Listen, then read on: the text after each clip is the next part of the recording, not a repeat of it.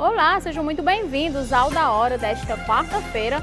Hoje abordaremos diversos assuntos como economia, saúde, educação, assuntos internacionais e muito mais. Você confere a partir de agora.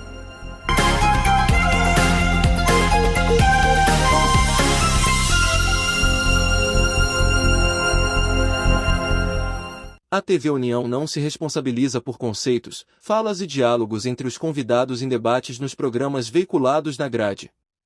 A direção.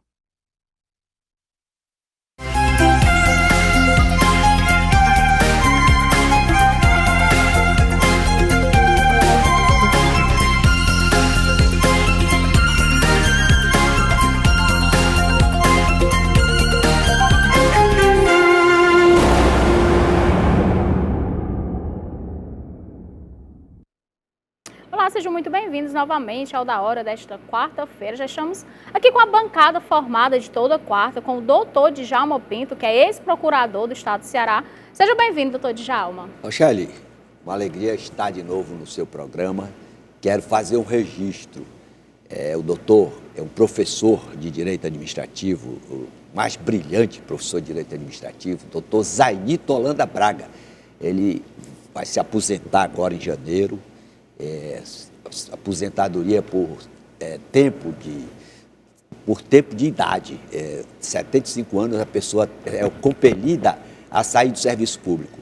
Prestou grandes serviços à coletividade, por isso é credor do respeito de todos os que atuam na área do direito e de toda a sociedade cearense, pelo exemplo de dedicação e de devoção ao serviço público. Isso aí, doutor Djalma, a gente vai começar falando sobre política local, né, que Fortaleza e Ceará, uma disputa que sai do Castelão e vai ao Paço Municipal. Eduardo Girão versus Evandro Leitão. Como o eleitor torcedor se comportará na escolha do futuro prefeito de Fortaleza?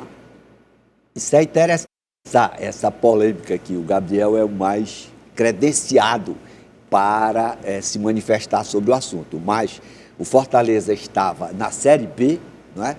Na Série B, quanto tempo, Gabriel? Ele esteve na Série B? Vários anos, né? E o hoje senador Eduardo Girão resgatou, estabeleceu uma governança com base na eficiência, contratou pessoas capacitadas e, enfim, permitiu que o Fortaleza tivesse uma projeção e fosse parar agora disputando a Sul-Americana. O outro concorrente, o Leitão, o presidente do Ceará, também prestou uma grande contribuição ao clube, ascendeu, permaneceu na Série A, né? E produziu também uma governança pautada na eficiência. Isso representa uma conquista para a sociedade cearense.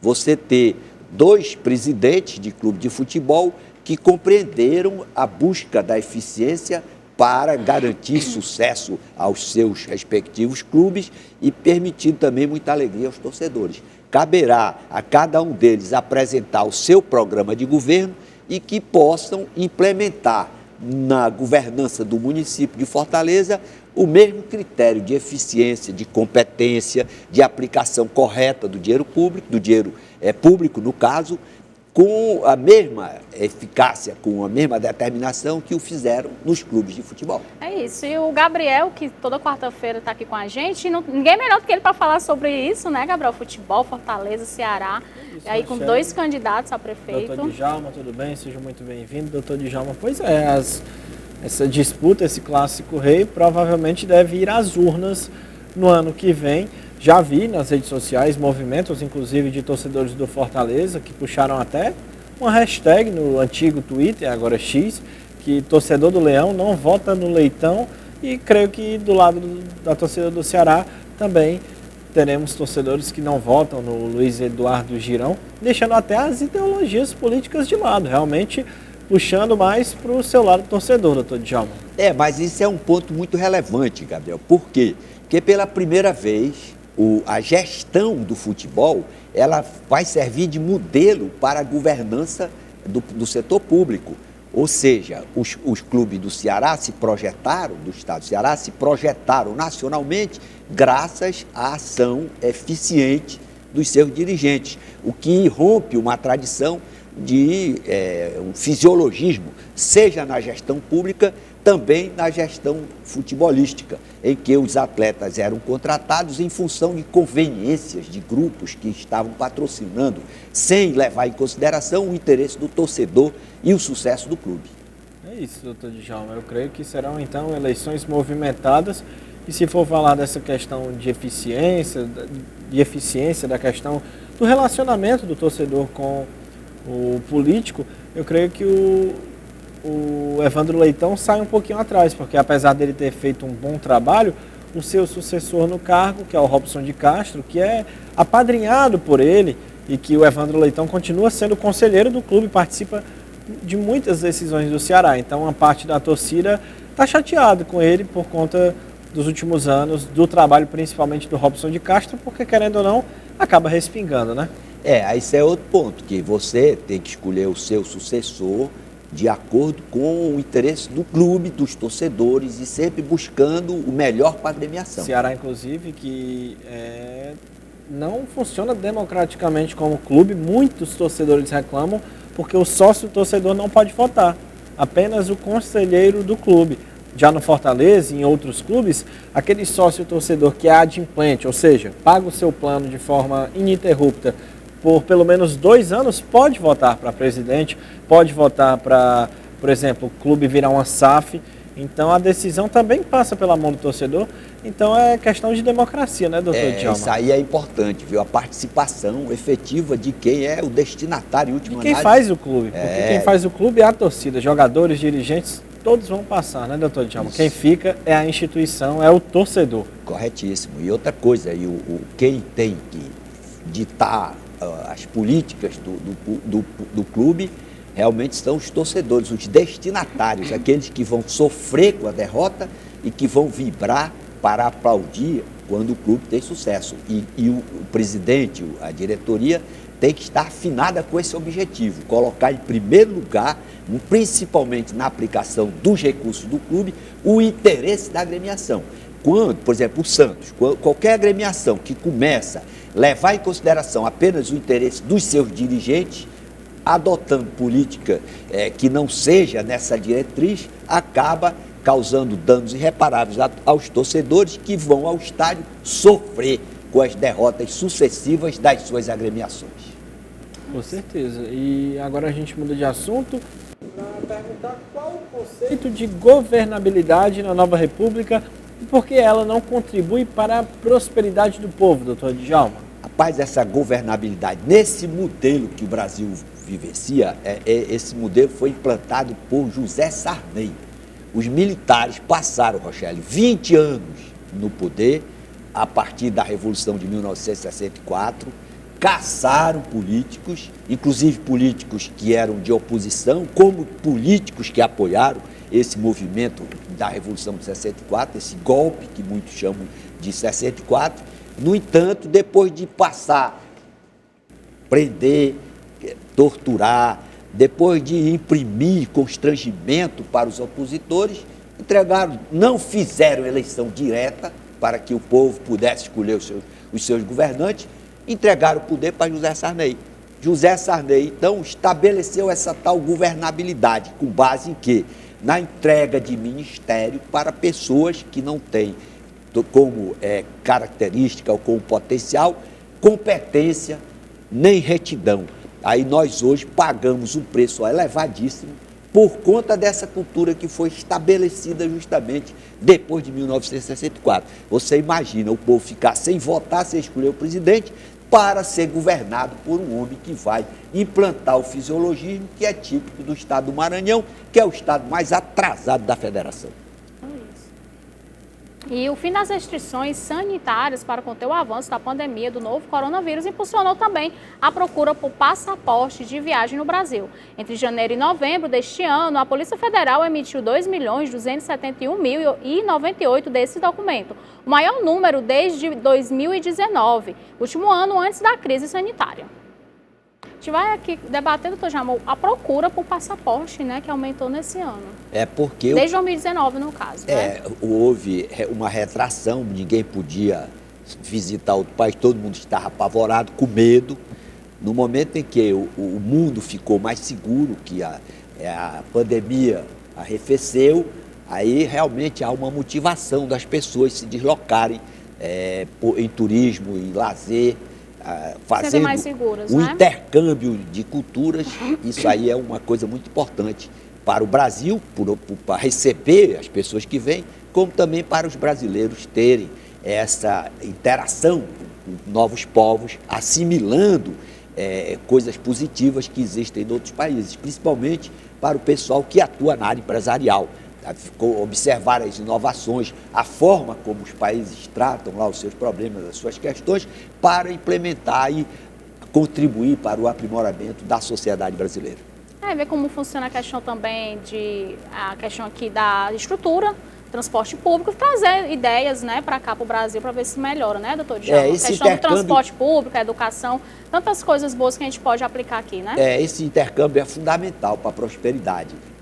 Você percebe, por exemplo, a Coreia do Norte, país hermeticamente fechado, em que o povo vive oprimido e não tem o direito de pegar um passaporte para ir para canto nenhum. Evidentemente que esse modelo é um modelo anacrônico, ultrapassado, que não deve ser replicado em nenhum lugar do mundo. Já, como nós temos a liberdade de ir e vir, isso explica essa quantidade de pessoas tirando passaporte para se deslocar para outros locais. E até o fim de semana, o presidente Lula deve baixar um indulto natalino, que exclui condenados por crimes cometidos contra o Estado Democrático de Direito. Assim, ficarão de fora do benefício réus sentenciados pelo STF por participação nos atos do 8 de janeiro. O Supremo já condenou 30 executores dos atos em Brasília. As penas variam de 3 a 17 anos de prisão. E aí, doutor? O que você acha desse indulto do Natal, doutor Djalma? O indulto é uma prerrogativa que a Constituição atribui ao presidente para exercê-la de acordo com um critério até discricionário. Ele acha que essas pessoas que invadiram os prédios públicos, que são realmente vândalos, não devem ser agraciadas. É uma posição pessoal dele. O fato é que quem quebra a coisa pública realmente presta um grande desserviço à nação, a coisa pública, os prédios, os veículos, os bens públicos, o dinheiro público deve ser preservado e realmente essa foi um apagão, uma coisa muito triste que ocorreu no Brasil, que a sociedade, que as gerações esperam que nunca mais aconteça. Agora, é preciso refletir também por que aconteceu isso, para que tem que enfrentar a causa. Essas punições, elas são com aplicação da lei em relação aos efeitos que os atos produziram. Dilapidar o patrimônio público, isso é inadmissível. Agora, por que esses jovens, essas pessoas idosas, pessoas que nunca tinham antecedentes criminais, se envolveram nessa depredação?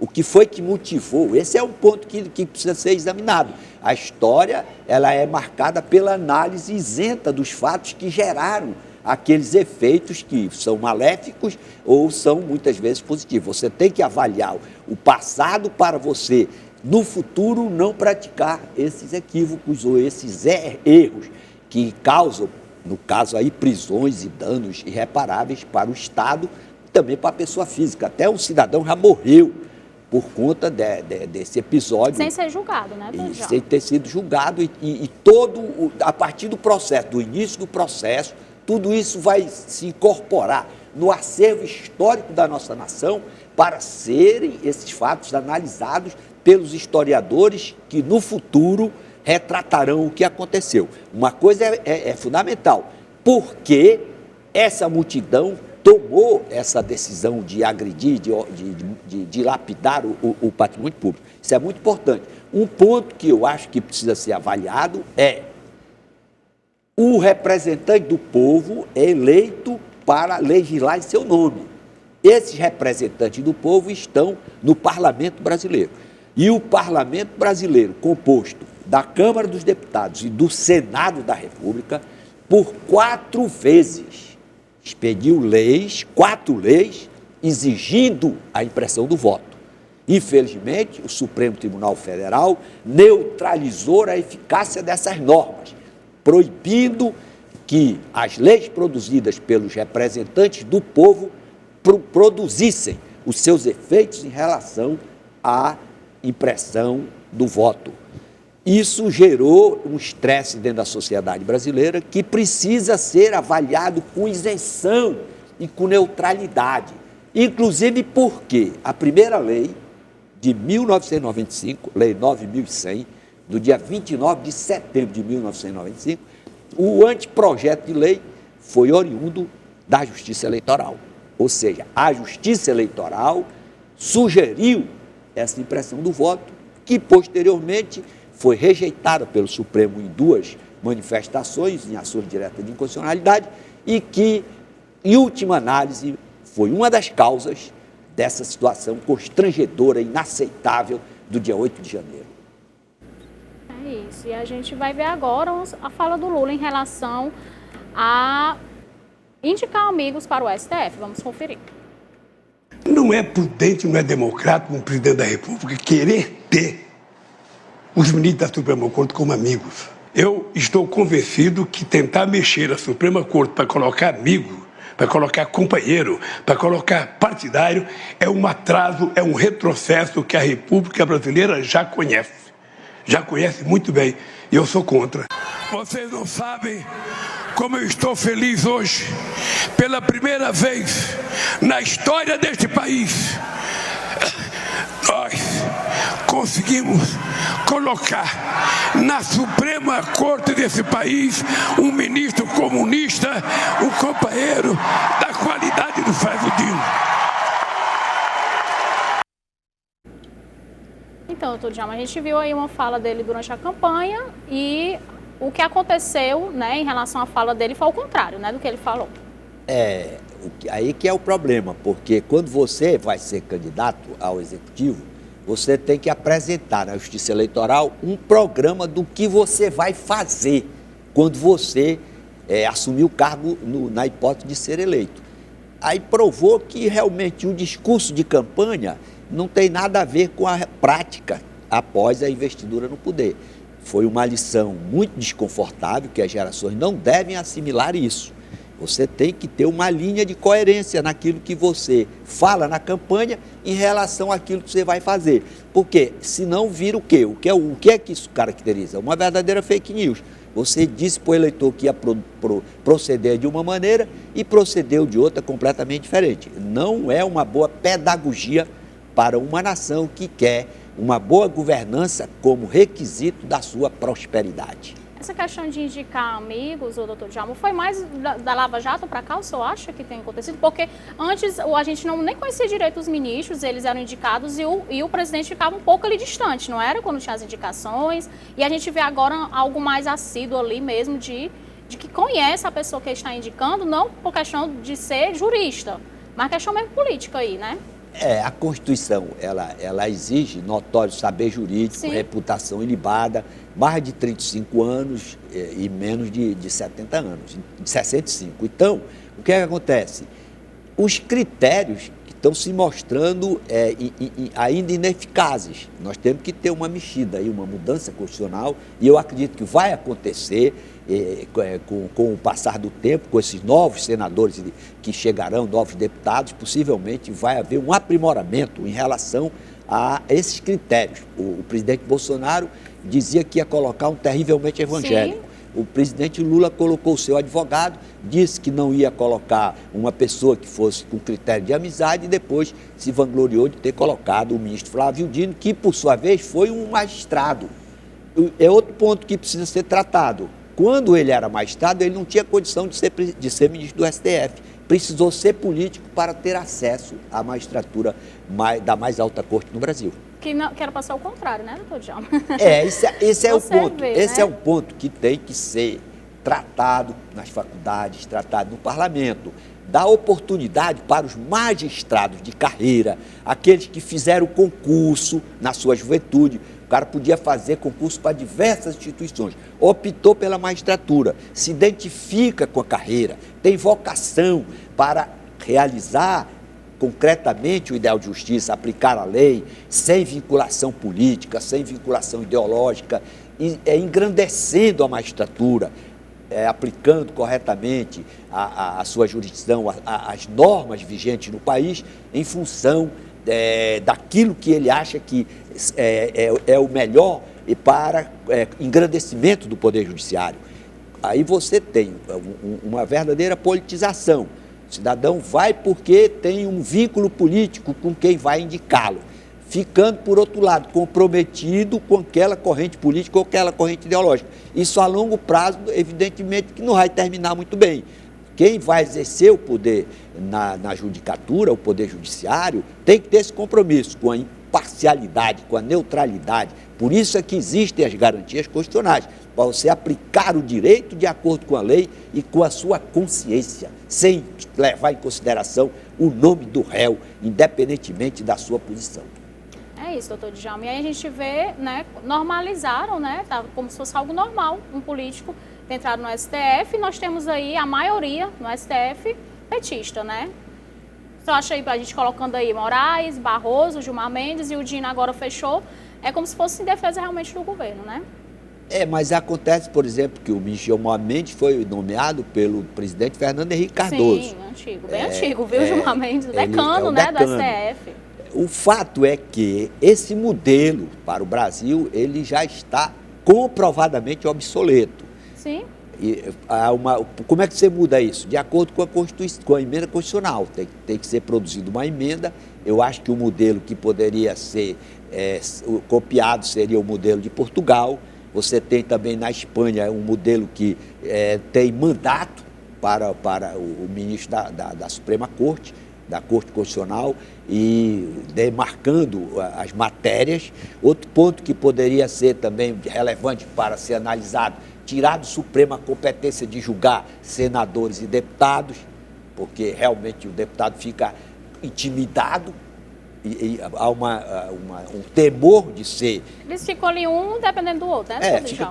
Principalmente num país em que a revista Congresso em Foco, num determinado ano aí, não me lembro se é em 1994, na década de 90, fez um levantamento, existiam mais de 284 deputados e senadores indiciados ou denunciados perante o Supremo Tribunal Federal. Ou seja, todo mundo com medo da Suprema Corte.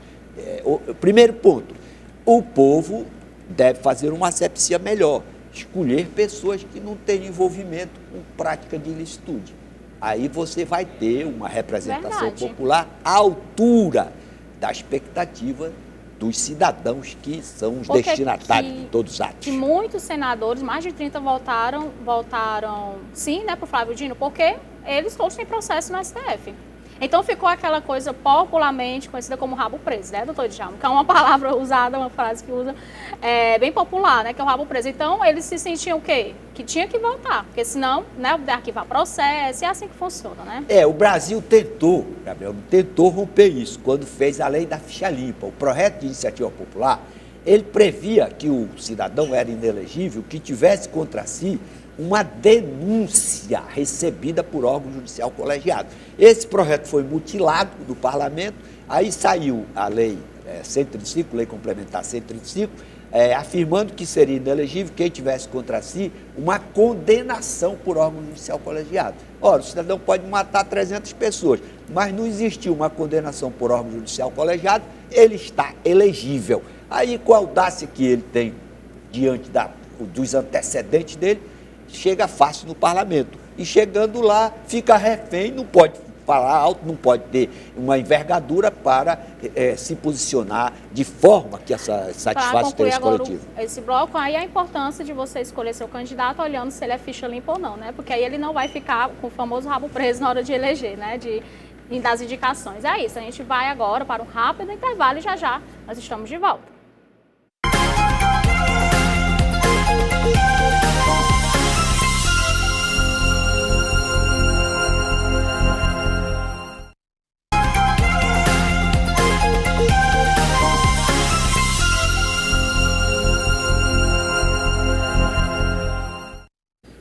Estamos de volta com o Da Hora desta quarta, falando que o governo de Lula completa o seu primeiro ano com uma maioria gigantesca no Supremo Tribunal Federal, nunca vista antes em seus mandatos presidenciais, avalia o jornalista e analista político Thomas Trauman, que foi ministro da Secretaria de Comunicação Social no governo Dilma Rousseff.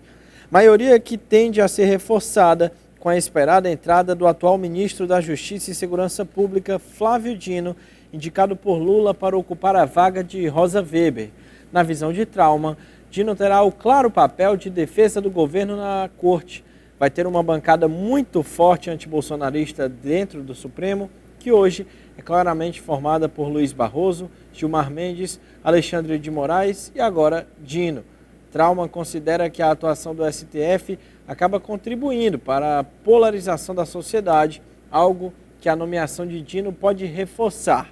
É justamente na alimentação da polarização que identifica o ponto mais negativo do governo.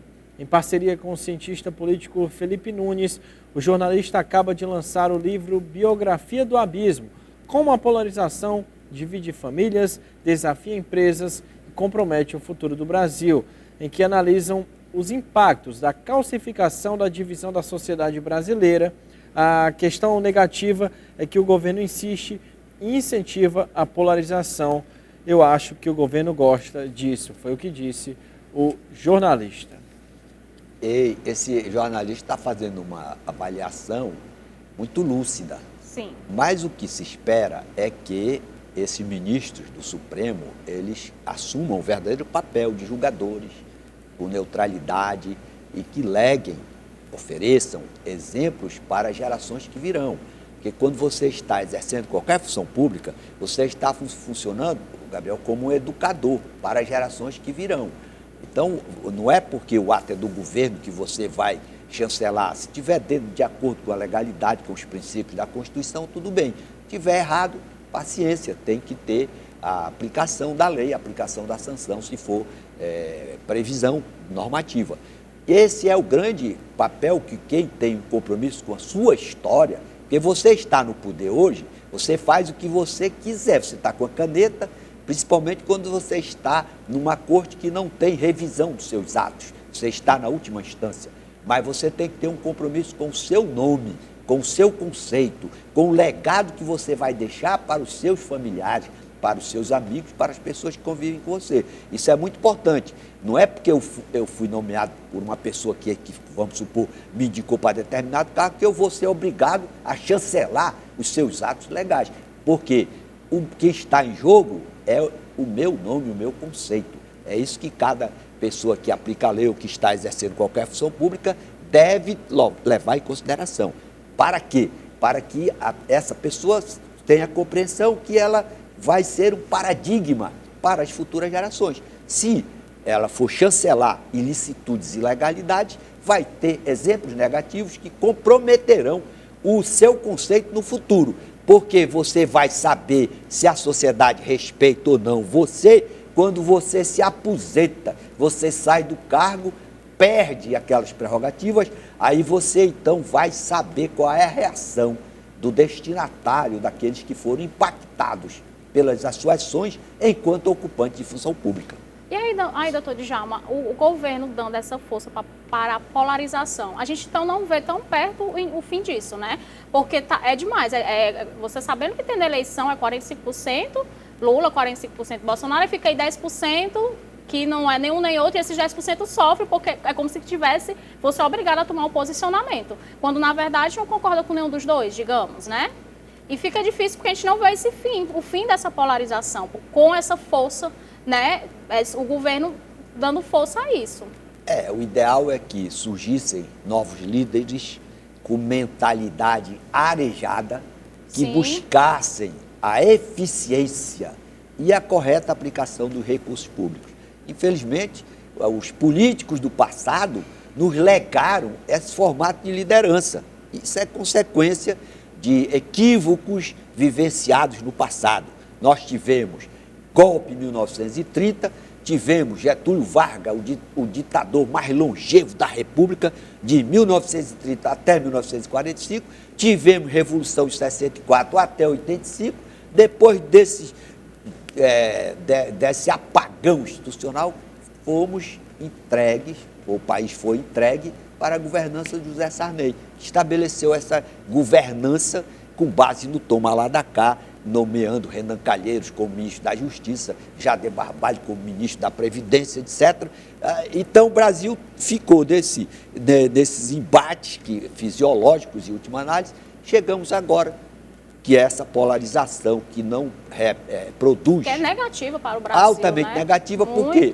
Porque se você for simpatizante do Bolsonaro, você não pode ocupar o ministério, porque você, mesmo que seja competente, se você for simpatizante do presidente Lula, também não vai compor o governo, porque isso aí... A parte técnica fica por lá. Isso aí leva o país fatalmente ao atraso. Sim. Você tem que levar em consideração a competência, a retidão e a capacidade de trabalho. Se você quiser compor equipes para sucesso na sua empreitada como administrador. Aí se você fizer, não, esse cara é muito bom, mas ele é petista, ou ele é bolsonarista, então não vai. E as pessoas estão sendo julgadas por esse estereótipo mesmo, é caracterizada por isso agora, doutor Djalma. E o pior é que... Medem caráter por isso. Aí o pior é que você vai constrói 39 ministérios e não adota o critério da eficiência, da competência. E o Ministério da Justiça pode ser dividido agora também, viu, doutor Djalma? Tem Justiça e Segurança Pública.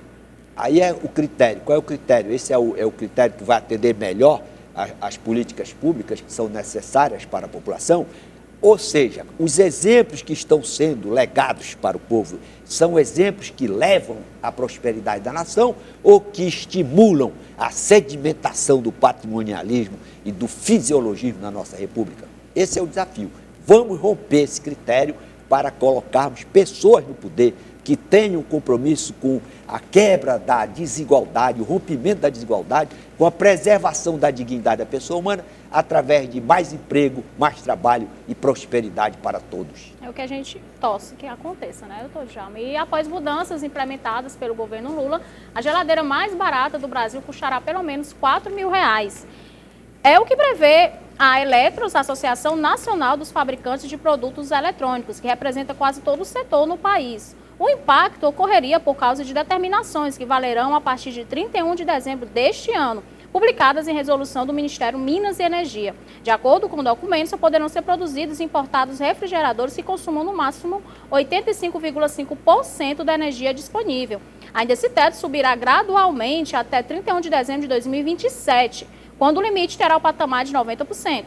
Segundo a Eletros, a medida restringirá a quantidade de geladeiras disponíveis no mercado. Dessa forma, 8 de cada 10, 83%, não poderão mais ser vendidas. Assim, apenas os itens de alto padrão, com preço mínimo entre R$4.000 e R$5.000, estarão disponíveis nas lojas. Atualmente, o valor de entrada das geladeiras varia próximo a R$2.000. É o seguinte, você está querendo preservar, em última análise, o meio ambiente, quer reduzir esse gasto com energia, o consumo com energia. Agora, tem que compatibilizar isso com o preço acessível à população. Claro. Você tem que levar em consideração o interesse coletivo e fazendo a famosa ponderação de valores para que o consumidor, em última análise, não seja punido, qualquer que seja o fundamento utilizado para esse ato. Tá difícil comprar geladeira nesse valor de R$2.000, que é a mais, né, que a gente encontra mais, né, o Gabriel estava pesquisando, sabe mais do que o que está mais ou menos o mínimo esse valor, né, Gabriel? Imagina indo para R$4.000, R$5.000, fica muito difícil mesmo para a maioria das pessoas, né, a gente vai colocar aqui a maioria, né, que tem uma classe que não consegue comprar em de R$5.000 assim, né, doutor Djalma? Mas isso aí eu acho que o mercado se adapta. Primeiro assim esperamos, né? Porque se o cara colocar o preço alto, ele não vai vender. Você tem que levar sempre em consideração que o empregador de qualquer empregado, de qualquer empresário, é o consumidor.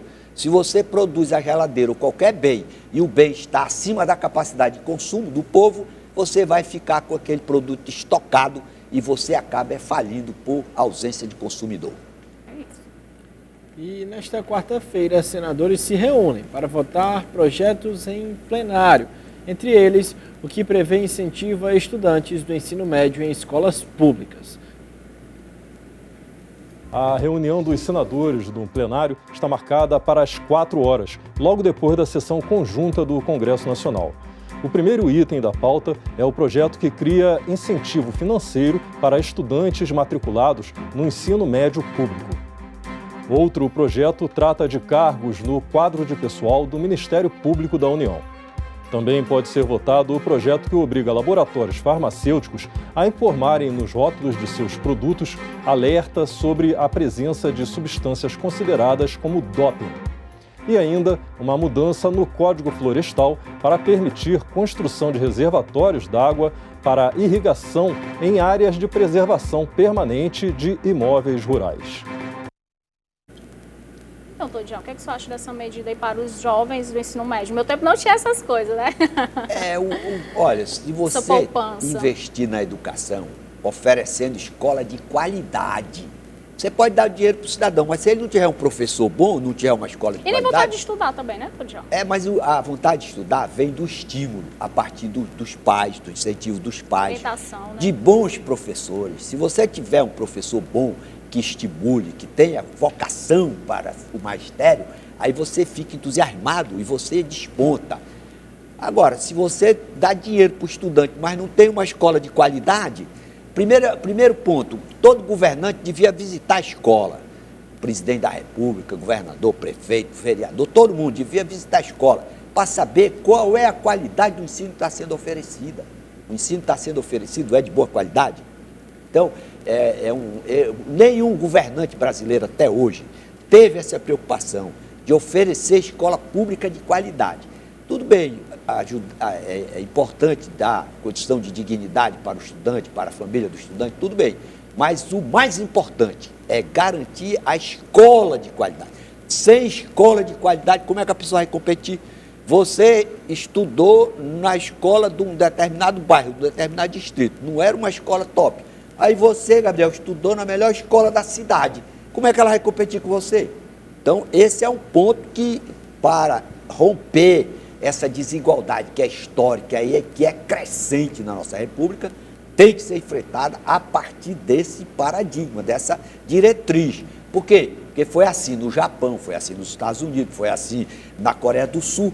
Todo país que combateu a desigualdade, que assegurou vida mais digna para a sua população, teve como premissa, como primeiro requisito, o oferecimento, a disponibilização de escola de qualidade para a pessoa pobre. Ah, mas ganhou muito dinheiro, ganhou dinheiro. Rapaz, o que foi que ele aprendeu? Não, ele lê, mas não entende o que ele leu. Não sabe interpretar. Está condenado ao fracasso, por mais bolsa que ele tenha recebido. Infelizmente, essa é uma realidade que precisa ser revertida. Eu tenho uma opinião sobre isso, mas assim, em relação a esse dinheiro que vai dar, poderia pegar esse dinheiro para investir na educação, né, doutor Djalma? Escolas de qualidade, né, comidas de qualidade para os alunos do ensino integral, estrutura, professores, aumentar o salário dos professores. No lugar desse dinheiro ser para essa população, que um dia eles ainda vão receber. Quando você sabe que numa sociedade, um prefeito ou um governante quer receber dinheiro de rachadinha de livro, o vendedor vai vender o livro e o prefeito quer receber uma parte do livro, você tem a certeza que essa sociedade é condenada ao fracasso. Então, você que é eleitor, que vai escolher futuros prefeitos em 2024, procure saber, o seu prefeito, seu candidato, já exerceu função pública e fez rachadinha para comprar, ou na hora que foi comprar livro, ou na hora do transporte escolar, na escolha dos vencedores na licitação, agiu dessa maneira, se afaste desse homem. Esse homem vai condenar o seu filho a não ter prosperidade, a viver numa condição de indigência pior do que a sua. Nós vamos ter eleição, o povo é o soberano, vai escolher os seus governantes, os seus legisladores. Você, cidadão, que vai para o hospital, não encontra médico, não encontra remédio e fica sofrendo nos corredores, se lembre de quem é responsável por isso. Quem foi que formulou política pública equivocada que resultou nisso? Se você recebeu dinheiro para votar no candidato A, B, C ou D, você está recebendo a contrapartida pela sua ação deletéria que é prejudicial à sua comunidade. Rochelle? E o presidente da Guiana, Ifan Ali, declarou que as grandes petroleiras que operam nas águas do país avançam agressivamente, apesar das ameaças da Venezuela de assumir o controle da região de Essequibo. Nicolás Maduro ameaça invadir a Guiana devido ao sucesso na exploração de petróleo descoberto na região nos últimos anos. E por que a Venezuela investe a exploração de petróleo na Guiana, tendo ela sozinha 25% de todo o petróleo do planeta, no caso, né, doutor João? Como é que pode? Olha, você tem que tirar a ideologia, você tem que colocar a razão acima da paixão. Esse fato do Maduro querer invadir a Guiana é um caso típico que mostra a incompetência, que mostra a inviabilidade desse modelo de governança que está implantado na Venezuela, que provocou pobreza, provocou ineficiência na exploração do petróleo. A Venezuela já foi um dos países mais ricos da América. No entanto, com essa forma de governança para os amigos, pautada na corrupção, levou o país à falência. Aí a Guiana, em 2015, que ela começou a descobrir o petróleo por lá, colocou uma forma de gerenciamento nas empresas que exploram essa atividade com base na eficiência. Não tem negócio de ser amigo de fulano ou ser amigo de Beltrano. Está aí o resultado. Deu eficiência, está produzindo, crescendo, e o Maduro, ao invés de seguir o exemplo, ele quer levar a maldade que ele fez no país dele para esse outro país, atrasando, tal como está ocorrendo na Venezuela. É isso, né, doutor Djalma? E aí a gente na verdade quer que todos prosperem do nosso lado, né? E o Brasil, como faz fronteira aí com os dois, que são Guiana e Guiana Francesa. Na Guiana lá, no caso, não é a que fala francês, fala, no caso, inglês, no caso, né, doutor Djalma? E aí o Brasil aí tem que se manter neutro, né, doutor Djalma? Não intermediar isso aí. O Brasil tem que se manter neutro e desestimular Sim. essa agressão inconsequente, descabida, completamente absurda desse ditador. Tem que reconhecer que o Maduro é um ditador, que ele prende, oprime os seus opositores. É isso, a gente vai precisar agora fazer um rápido intervalo, mas fique aí que já já nós estamos de volta.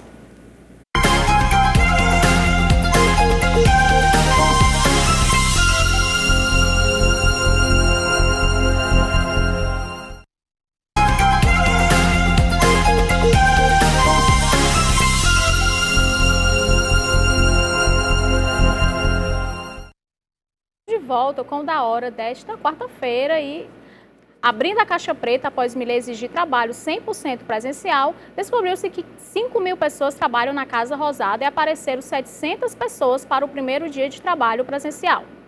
Porque o empreguismo, o cabide de emprego, é uma chaga na América Latina, onerando o pagador de tributos. Doutor Djalma, antes do senhor conversar, deixa eu só falar. Se for fazer isso aqui no Brasil, você acha que vai ter muitos empregos fantasmas aí, doutor Djalma? Pessoas que ganham sem comparecer sem nem pisar na repartição. Isso aí é uma agressão ao cidadão que paga o imposto. Esse dinheiro é exatamente o dinheiro que cada pessoa paga por um dever imposto pela legislação vigente. O Ceará teve um exemplo assim, por exemplo, um dia no Ceará foram nomeadas 32.000 pessoas, inclusive para a educação, pessoas que estão aposentadas, que o contribuinte vem sendo onerado. Aí o que aconteceu? Quando o governador Tasso Gereissati foi eleito a primeira vez, ele fez mais ou menos o que o Milei está fazendo e teve que tirar várias pessoas da folha de pagamento porque não compareciam, eram funcionários fantasmas. Isso provocou uma reação muito, até de desgaste. O cara que perde uma mata dessa não fica contente com o governante, mas você, como governante, tem que agir em função do interesse coletivo. E o Ceará entrou realmente numa linha de boa governança a partir dessa providência de pagar o salário para quem efetivamente trabalha. Aí você tem exemplos aqui na Assembleia Legislativa do Brasil, da Câmara Municipal. Sim. Ou seja, primeiro sintoma do governo fisiologista, encher de cabos eleitorais de pessoas que não têm qualificação técnica, que nem precisam, não há necessidade daqueles funcionários. Você vai dar um emprego como retribuição pelo apoio político. Essa é uma gestão fadada ao fracasso. E, por outro lado, muitas vezes o cidadão, eu vou dar um emprego. O ex-governador Manuel de Castro, ele empregou muita gente. Quando estava no crepúsculo da sua existência, um amigo dele me confessou, só 2 pessoas o visitavam. E ele confessou para esse amigo, todo mundo se afastou. E ele que ajudou esse pessoal, empregou muita gente, e no fim ninguém reconheceu isso. Ou seja, você, Gabriel, que é jovem, você, Rochelle, que amanhã poderão exercer funções relevantes no Estado para nomear cargo político, cuidado, busque sempre seguir a linha da eficiência, da política pública voltada para a satisfação do interesse da coletividade. Quando você emprega irresponsavelmente, você é um fisiologista. Você contribui para o insucesso gerencial da administração pública. Você, paralelamente, passa uma lição de má governança, perpetuando a pobreza, a desigualdade e os privilégios. Por quê? Você vai colocar no serviço público pessoa que vai ter como contrapartida votar em você ou nos candidatos da sua predileção. Isso não é um critério saudável para se fazer política. Isso é política do atraso. A nova geração de políticos precisa romper isso. Como fazê-lo? É um desafio que as escolas, os educadores têm pela frente para que nós possamos ter líderes diferentes daqueles que foram produzidos até agora pela sociedade brasileira. Doutor Djalma, e muitos ficaram apreensivos de perder seus empregos lá, né, as demissões, até porque vai ver realmente se está trabalhando, se tem a função, se não tem, tem que cortar gastos, né, doutor Djalma? Se você tem tá o funcionário que vai, aí podia fazer uma auditoria melhor, podia ver onde é que o funcionário mora. Possivelmente, muitos desses aí nem sequer moram em Buenos Aires. Sim. Tem gente que deve morar em outro país, só faz receber o dinheiro no contra-cheque. Ou seja, é uma distorção que onera o contribuinte e que responde pelo fracasso de governança que infelicitou a Argentina, colocando-a com uma inflação exorbitante, punindo, enfim, toda a população contemporânea, num país que já teve a sua prosperidade, já teve grande destaque entre os países do mundo todo, mas que, infelizmente, não soube produzir governantes que correspondessem à expectativa do seu povo. E a polícia de Israel mostrou aos jornalistas o testemunho em vídeo de uma pessoa presente no Festival de Música Universo Paralelo Supernova. O vídeo detalha o estupro coletivo, mutilação e execução de uma das vítimas. Vídeos de mulheres nuas, ensanguentadas, filmados pelo Hamas no dia do ataque e fotografias de corpos tiradas posteriormente indicam que mulheres foram atacadas sexualmente. Acredita-se que poucas vítimas tenham sobrevivido para contar suas histórias e seus últimos momentos estão sendo reunidos pelos sobreviventes, coletores de corpos e funcionários de necrotérios aliados às imagens dos locais atacados. Aparentemente, o Hamas aprendeu com o Estado Islâmico como transformar os corpos das mulheres em armas, afirma a especialista legal Koshav Elkayan Levi, do Instituto Davis de Relações Internacionais da Universidade Hebraica de Jerusalém, em Israel. Rapaz, que ódio às mulheres, né? Isso aí é desumanidade. Esse pessoal aí que trucida, que pratica esses crimes horríveis, são desumanos. Eles já ultrapassaram o limite da sensibilidade, da empatia. A questão é, por que esses caras chegaram com esse nível de violência, Gabriel, no século XXI? O que fazer? Onde foi que os líderes... Porque, pelo amor de Deus, esses homens estão brigando. Israel foi instituída aí em 1948, com a participação do Oswaldo Aranha. Aí esses caras não conseguiram ainda arrefecer essa hostilidade. Esse pessoal que cometeu esses crimes, eu acho que nem o pai deles, muitos não tinham nem nascido em 1948. E como é que a civilização não conseguiu arrefecer esse ódio? Cada ano a hostilidade, a agressividade, ela só tende a aumentar. Aí cabe um questionamento para que novos líderes floresçam e com uma visão inovadora, para que não permita ou provoque um constrangimento, para não provocar tamanha dor e sofrimento. Como é que você vai fazer isso para o seu semelhante? Você não tem noção de solidariedade, não tem noção de justiça. Você é um selvagem. No século XXI, quando a humanidade chegou na Lua, já está com a tecnologia avançada em relação a todos os homens do passado, mas você consegue ser mais agressivo do que os homens embrutecidos que envergonharam as civilizações ao seu respectivo tempo de passagem pela Terra. Muito triste, Rogério.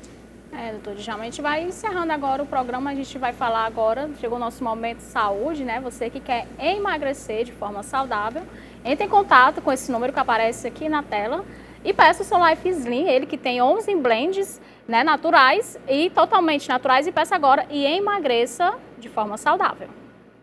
Doutor Djalma, suas considerações finais nesta quarta-feira. Olha, eu quero desejar aos telespectadores muita paz, muita luz no Natal e a certeza de que, com a colaboração de cada um, dentro das suas limitações, nós podemos fazer um mundo melhor a partir da sedimentação da ideia da solidariedade, que se resume em cada um se colocar no lugar do outro para sentir a sua dor, principalmente aqueles que estão comandando a sociedade, aqueles que são responsáveis pelos transportes coletivos e pelos hospitais, para que se coloquem no lugar das pessoas que acorrem a esses locais, para que possamos garantir a dignidade de cada um dos seres humanos. Né, doutor Djalma? E que não seja só no Natal, né, doutor Djalma? Mas que seja o ano todo, né? A solidariedade, o amor ao próximo, não só no Natal. Muitas pessoas ficam mais sensíveis no Natal, quando na verdade tem que ser o ano todo assim, né? Mas você só dá o segundo passo depois de dar o primeiro.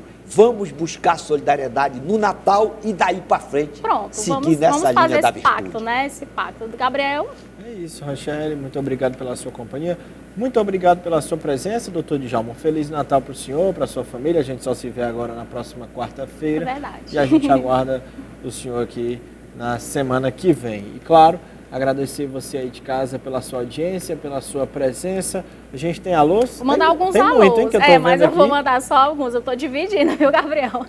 Eu quero mandar um alô para Everúzia, Damasceno, Valdecílio, Cláudio Oliveira, do Parque São José, Lucineudo Siqueira, Carlos do bairro Fátima, Marilene, Rodrigo Neves e o Paiva de Messejana, que também é aqui ligadinho no Da Hora. Quero agradecer demais a sua audiência. Dizer que amanhã nos encontramos aqui no mesmo horário. Você fica agora com o programa Ferreira Aragão. E logo após, Esporte União com ele, Gabriel Viana. Até amanhã.